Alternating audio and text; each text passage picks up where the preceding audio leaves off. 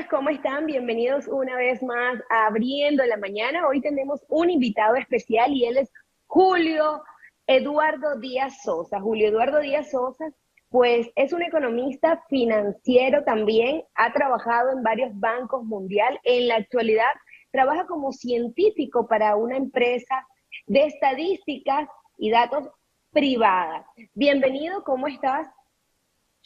Muchas gracias por la invitación. Para mí es un placer estar en este espacio. Además, tenerte con nosotros es un gusto más en estos tiempos que necesitamos mucha información y abriendo con ese tema, pues queremos comenzar. ¿Qué crees tú que puede afectar en la actualidad? ¿Crees tú que puede afectar las relaciones políticas, económicas, internacionales, esta situación? Claro que sí. Una de las principales claves para entender los efectos en la arena geopolítica de esta pandemia son precisamente los intereses geopolíticos que están en juego. Tú ¿Como tienes, cuáles? Por ejemplo, a nuestra audiencia para que pueda entender un poco la situación política económica internacional. correcto, precisamente a eso voy. Todos saben que China y los Estados Unidos está empujando por el dominio de la economía global en el siglo XXI.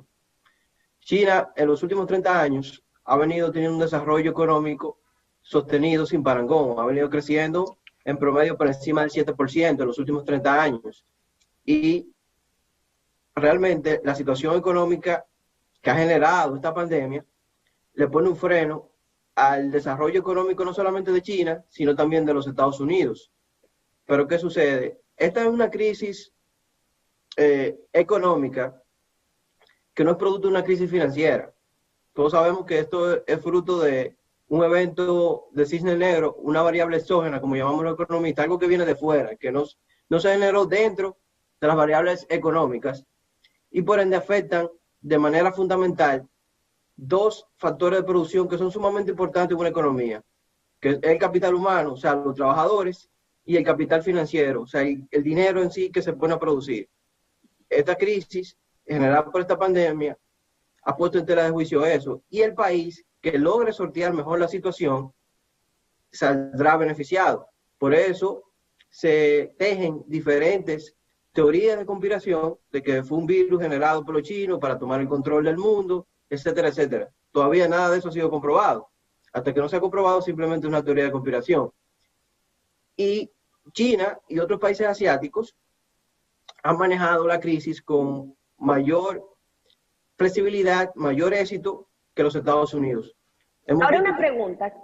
¿Cómo consideras que el gobierno puede ayudar a las pequeñas y medianas empresas que están a punto de quiebre, o sea, o para que no quiebren? vamos en breve a ese punto. Voy a terminar esta parte de geopolítica, de por qué digo que todo dependerá de cómo se maneje la crisis. Hemos visto cómo Estados Unidos se ha quedado empantanado en esta situación y todo va a depender de las secuelas estructurales de esta crisis. ¿A qué me refiero con las secuelas? ¿Qué tan rápido vamos a poder recuperarnos de la misma? Si la crisis se torna una depresión económica, entonces estaríamos ante un nuevo escenario de un mundo de cooperación, de multilateralismo, donde no solamente un jugador estratégico, en este caso los Estados Unidos, va a tomar las decisiones de la agenda global. O sea, estaríamos ante la antesala de un nuevo orden mundial. Ahora bien, si esta crisis se torna una crisis pasajera, como los economistas llamamos una crisis tipo B, donde hoy estamos acá arriba, bajamos, volvemos y subimos. Yo vislumbro un escenario tipo los Rolling Twenties, o sea, los años 20 del siglo XX, donde el capitalismo financiero se acentuó con mayor fuerza y vimos que eso posicionó a los Estados Unidos como la economía financiera del mundo, la principal economía del mundo. Si la crisis, como dije, se torna difícil, pues yo dudo que Ok, Estados Unidos iba a fíjate dominar. algo, Julio, es importante para nuestros oyentes escuchar cosas bien puntuales y bien específicas. Por ejemplo, ¿consideras tú que China armó una estrategia política económica, vamos a llamarla así, para apoderarse de la economía mundial? Por ejemplo, muchos dicen que esto fue una estrategia para poder apoderarse y ser el número uno en la economía. Actualmente, como vemos, China es la única productora, mientras que el resto de los países, unos están trabajando media máquina y otros automáticamente paralizados. Como te dije al principio de mi comentario, es algo que a ciencia cierta no lo sabemos. Todavía no ha sido comprobado científicamente si este fue un virus creado por ellos, precisamente con ese objetivo geopolítico. Obviamente las claves geopolíticas no van a salir a relucir de una forma específica, eso estamos claros. Pero de que el virus fue creado, yo particularmente no tengo los conocimientos y creo que todavía ninguna situación, una agencia científica puede certificar lo mismo, por ende no me haría eco de esa información. Ahora Ok. bien, sí, ¿Y cómo consideras que el gobierno puede ayudar a las pequeñas y medianas empresas? sí, Estrategias. sí, específicamente con el financiamiento. O sea, estamos en medio de una situación donde los gobiernos tienen que aplicar políticas económicas anticíclicas, es decir, que reviertan el ciclo recesivo que se está viviendo en la actualidad fruto de esta pandemia.